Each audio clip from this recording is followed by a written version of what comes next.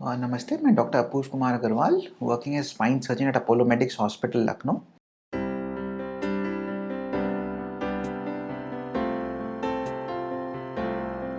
ये एक बहुत ही कॉमन मैंने लोगों से सुना है कि स्पाइन सर्जरी करते हैं तो पैरालिसिस हो जाता है। That is not true. मतलब ऐसा it is less than 1% of the cases जिसमें कि ऐसा होता है। तो लेट्स टॉक कि ऐसा क्यों है, ऐसी धारणा क्यों है and why it is less than 1%।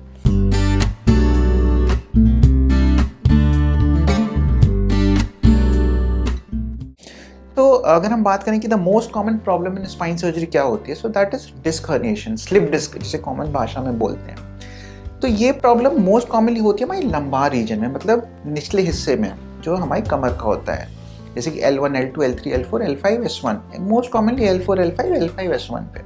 First of all ये सर्जरी एक माइक्रो सर्जरी होती है जो स्लिप डिस्क की सर्जरी होती है। इस हिस्से में जो हमारे निचला हिस्सा है L4, L5, L5, S1, इतना जगह होता है सर्जरी करने के लिए कि परमानेंट डैमेज के चांसेस नहीं होते हैं, या कह सकते हैं कि लेस देन 1%, वेरी अनलाइकली।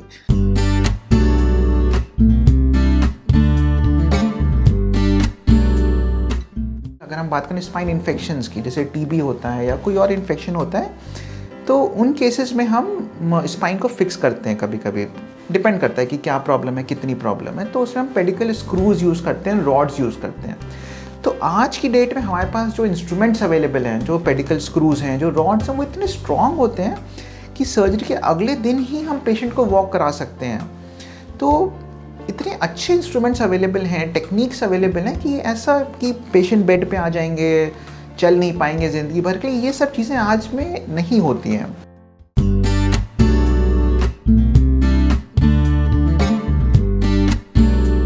अगर हम बात करें स्कोलियोसिस की, काइफोस्कोलियोसिस, जैसे जिसको हम सिंपल भाषा में कुबड़ बोलते हैं, कि जिसमें कमर ऐसी मुड़ी हुई होती है बच्चों की या बड़े लोगों की, तो उस केसेस में भी हमारे पास ऐसी टेक्निक्स हैं जिसे न्यूरो मॉनिटरिंग बोलते हैं। तो जब आप सर्जरी कर रहे हैं, आपको पता होता है कि किस नस पे कितना दबाव आ रहा है, तो आप सर्जरी उस हिसाब से अपनी मॉडिफाई कर सकते हैं। ऐसी ऐसी टेक्निक्स अवेलेबल हैं जो आपको सर्जरी के टाइम में ही बता देते हैं कि क्या प्रॉब्लम हो रही है या होने वाली है, एंड आप उसको अवॉइड कर सकते हैं।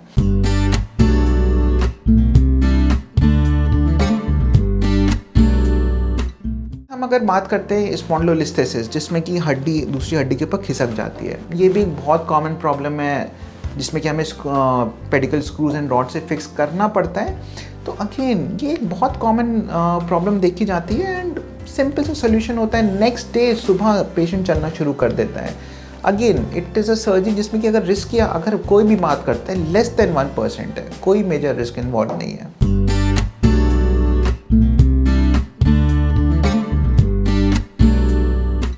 ट्रॉमा मतलब फ्रैक्चर्स, जो स्पाइन के फ्रैक्चर्स हो जाते हैं जिसमें कि हड्डी टूट जाती है कमर की, तो उसमें दो चीज़ आती हैं। क्या पेशेंट के पैर पहले से नहीं चल रहे हैं, उस केस में भी सर्जरी करनी होती है। जो हमारा उद्देश्य होता है इसी सर्जरी में वो ये होता है कि हम उनको व्हीलचेयर मोबिलाइजेशन कर सकें, रिहैबिलिटेशन कर सकें, ताकि एटलीस्ट वो खुद से बैठ सकें, अपने काम कर सकें, क्योंकि बिना सर्जरी के वो बैठ भी नहीं पाएंगे।